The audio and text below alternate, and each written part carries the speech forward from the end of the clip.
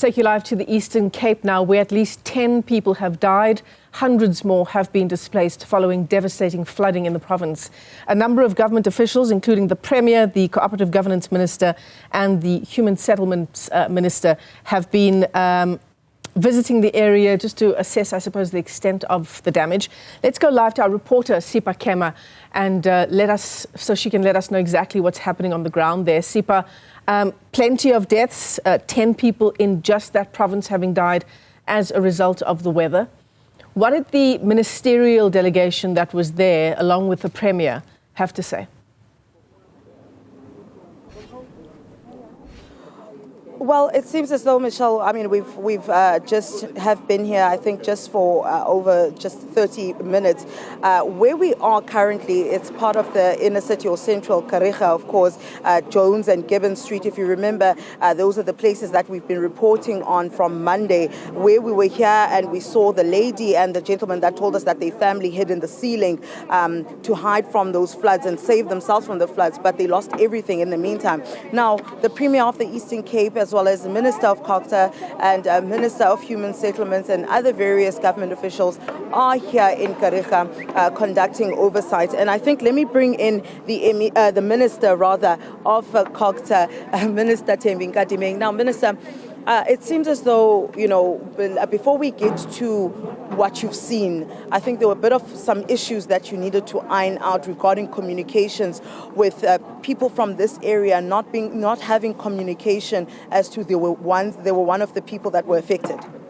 Well, thank you. Then I think I must really echo my disappointment at the response rate in which my municipality responded.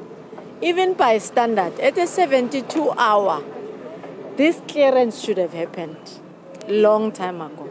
So we must firstly apologize to the people of the Karabet side that we were not agile enough into what the standards of response rate as you need and you are mandated to respond to assist people.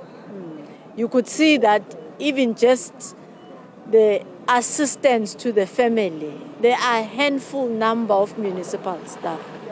So the whole proper understanding that disaster suggests you drop everything that you are doing.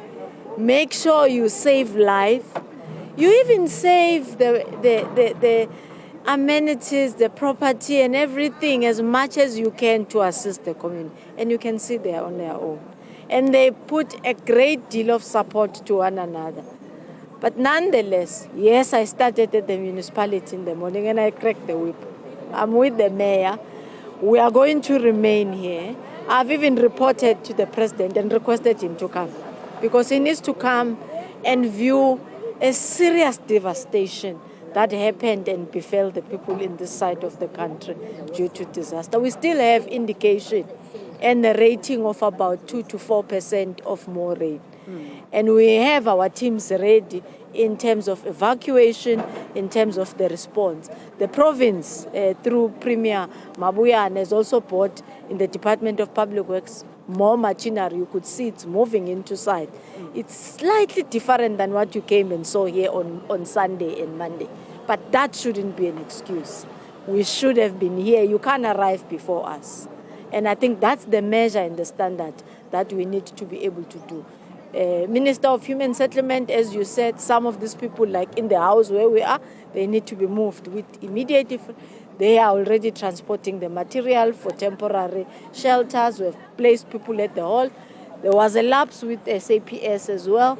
There has been a bit of crime that happened here, and people really, on people who are devastated, brought more pain, and that's the sadness of our societal ills. But SAPS is here as well. We are bringing the army as the Premier as part of our response assessment this morning to say we need the army patrolling the streets. And that is why clearance is important, so that it needs to be visible, open. And it's our role to do that so that support kicks in. Social development is here, is on site. I must appreciate all social sectors and civil society that came in, Gift of the Givers, care, people of Rebecca, and all who came here to cook for those who still don't have anything to eat, provide their support, and we're still calling in for more. Not only in terms of that support, we even need hands to assist families. The Department of Health, we have also summoned it here, all the elder people who, some are already in hospital, some have got no medication because it was washed away, or doing that assessment. 50 houses have already been assessed. We still have got another 150 to go more. And the target I gave them is that they must be complete by tomorrow so that the report could be concluded by Monday. Now, Minister, you're talking about a disaster, as you mentioned, of course, and the scale of that disaster, as you mentioned, that getting the president to also come and see for himself and evaluate. Are we looking at, I know that the Premier of the Eastern Cape was looking to have a conversation regarding clearing the Eastern Cape, declaring the Eastern Cape as a state of disaster. On your terms and what you've been seeing, what you've seen and what you were presented with in that presentation in the morning, where are we sitting currently? We're sitting at a provincial disaster already been declared. It was declared yesterday. What does that mean? It means jointly the MEC, the Premier, the MEC of Transport and everything, they are now mandated to relook into a budget and pour.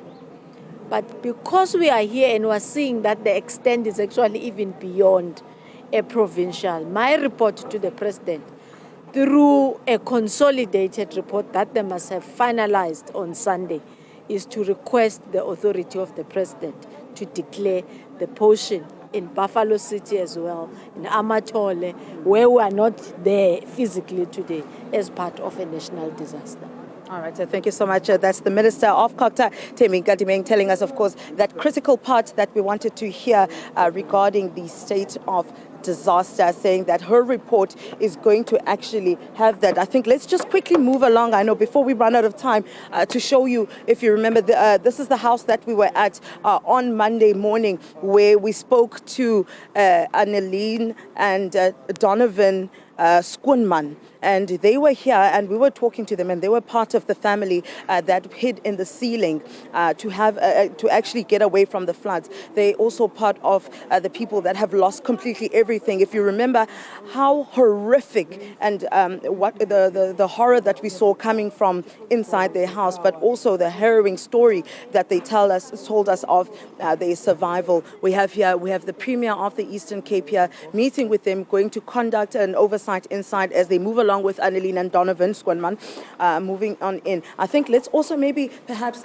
catch the Premier as he comes in, because he has been on the other street as well, talking to some of the residents, the affected residents that side. I mean, Premier, what you're seeing currently, and I think what you're also about to see inside this house, is showing you the reality of the extent of this flood. Thank you to you, Sipha. First, I think you brought this to my attention yesterday night. I was not really sure because we went to see all other areas. You said there are houses that I must see. You insisted. Thank you very much for that. That was a very proper journalism from where I am, just to report about things that matter most about lives of our people. This is terrible. This is horrific. It's really, I can't understand as I'm watching it, how people miraculously survived all this, as they explained. It's a very difficult one to understand, but thanks God that people are still alive. We can restore the livelihood. Their lives will be back to normal. We're here to make sure that we bring solution. We're bringing things together, coordination. Government is going to respond to this effectively. And we do know that we just spoke to the Minister of CoGTA now on obviously the conversations of declaring it nationally a state of disaster. And she says currently it's provincially, but according to her report and what she's seen, the report that she's sending out is to declare the Eastern Cape, of course, your Buffalo City Metro and the Nelson Mandela Bay Metro as a state of disaster. Tell us about that as well. Well, in the province, it doesn't only affect here. It affects Amatole, Sarah Batman, Owartambo, Christiani, Joka. As we are stuck here, other people were locked in the snow on the Penhook Mountains between Jamestown and Queenstown. So we are really under attack from the snow side, also from the floods. So we are so squeezed. So, but also on the coastal up to Durban, probably Tongati, KZN. So clearly, it's a national disaster that we are talking about. Thanks that the minister is thinking along those lines. I know there's a process. We are meeting as EXCO as soon as possible to deal with that issue from an EXCO side, and I've instructed mayors to convene their council meet so that we actually comply fully with the law on how we respond to this. But we've got to fix lives here. We've got to fix the livelihood, get our people back to their normal lives, you know. It's sickening as you move around, you just see that. Actually, I'm worried about an outbreak. The more we can be seeing all this moving around, an outbreak here, an outbreak even where people are congested in halls and churches and all that. So the sooner we are able to get things done, the better. I'm happy Human Settlement is ready with TRUs. We want the municipality to bring piece of land wherever they are so that those people, yeah, you need soldiers, you need prisoners, all of them. They can come here to fix all this pain and help restore the livelihood quickly. All right, thank you so much, Premier. That's Premier of the Eastern Cape, Oscar Mabuyane, of course, responding to the disaster that he's seen here. And we do, as we've received confirmation now from the ministers that her report that she's tabling coming out of the scenes here at the Nelson Mandela Bay Metro is that this area, or rather even the entire province, must be declared a state of disaster, meaning that there will be more assistance financially as well as boots on the ground to assist in the Eastern Cape. Certainly. Sipha Kema, live to us there from the Eastern Cape.